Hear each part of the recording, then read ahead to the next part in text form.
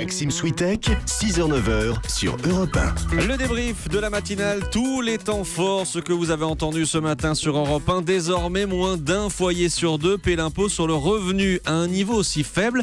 Est-ce que notre système fiscal a encore un sens ? Est-ce que tous les Français ne devraient pas, par principe, payer au moins un peu l'impôt sur le revenu ?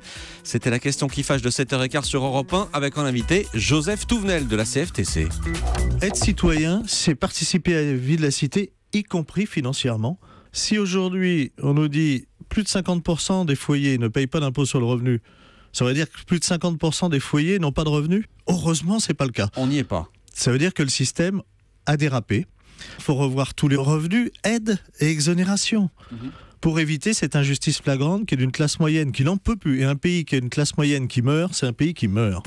Des tirs nourris entendus ce matin au Burundi. Impossible de savoir qui contrôle le pays. Dans le journal de 8h, vous avez entendu le témoignage d'un des rares journalistes présents sur place, Pierre Cresson. Les tirs sont à quelques mètres de nous.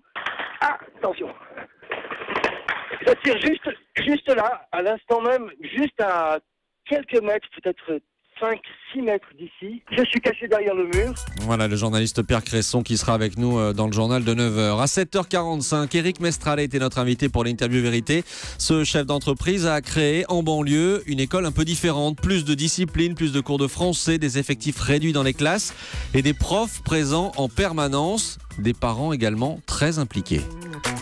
Le corps professoral se réunit 2 ou 3 fois par semaine pour faire le point sur chaque enfant et s'il y a des difficultés, ils communiquent avec les familles. Il peut y avoir jusqu'à 6 SMS du corps professoral vers les familles pour dire l'enfant va bien ou il y a une difficulté. Est-ce que c'est corrélé à quelque chose extérieur que nous ne voyons pas ? Donc il y a bien une communauté éducative qui se réunit autour de l'enfant pour l'aider à apprendre.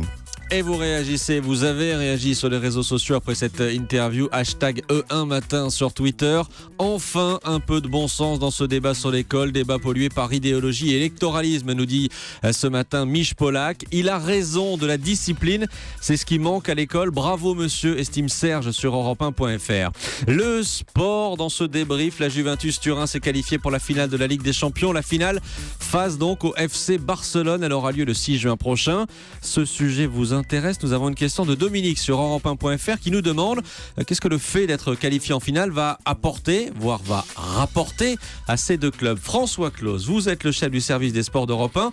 Que répondez-vous à Dominique ? Alors apporter, c'est la gloire déjà. Hein. Oui, bon. C'est déjà ça, c'est déjà beaucoup. Après, c'était pas le sens de la question. C'était rapporter. Rapporter, grosso modo, entre 50 et 60 millions d'euros. 2 sources de gains, les primes reversées par la machine UEFA, organisatrice de l'événement et qui a sa propre stratégie de marketing. Elle a redistribué un peu plus de 900 millions d'euros au club l'année dernière. Et ensuite, les droits télé. Plus on progresse dans la compétition, plus des pays dans le monde achètent le match. Ça va de la Chine à l'Uruguay, partout dans le monde. Et donc, le Real, vainqueur l'année dernière de l'épreuve, a empoché 57 millions d'euros. Le finaliste, l'Atlético de Madrid, 50 millions. Alors, pour vous donner un ordre d'idée, parce que cette somme peut vous paraître vague, 57 millions d'euros, c'est quand même 1/10 du budget actuel du PSG. C'est le double du budget d'un club comme Guingamp. Et question piège, on a une petite idée des primes que touchent les joueurs, ça se compte en centaines de milliers d'euros pour les vainqueurs, alors millions ça, d'euros. C'est assez secret dans les clubs. Il y a mais grosso modo pour des joueurs qui gagnent comme Messi, comme Ronaldo, entre 15 et 20 millions d'euros par an, ils auront facilement plus de 10% de cette somme en plus. Voilà, un peu d'argent de poche. Merci beaucoup François Claus. Et puis c'est l'autre finale de la Ligue des Champions, celle des filles. Les joueuses du PSG affrontent ce soir Francfort. On ne parle pas du tout des mêmes budgets là, mais d'après Marinette Pichon, c'est l'une des forces du foot féminin de ne pas être inondée par l'argent. L'ancienne attaquante de l'équipe de France était notre invitée à 6h45 pour Europe 1 vous répond. Je crois qu'il ne faut pas réfléchir comme ça. Aujourd'hui, ce serait un frein dans la défense de nos valeurs. Aujourd'hui, le football féminin n'est pas préparé à une telle manne financière, avoir des gens graviter autour de nous qui viendraient polluer et ne plus véhiculer ces valeurs que nous portons. Nous avons l'accessibilité, les filles peuvent discuter avec des supporters. Il faut plutôt travailler sur un double projet, qu'il soit scolaire, professionnel, pour accompagner la joueuse dans un futur. Gagner une somme d'argent, c'est bien, mais aujourd'hui, ça ne fait pas tout.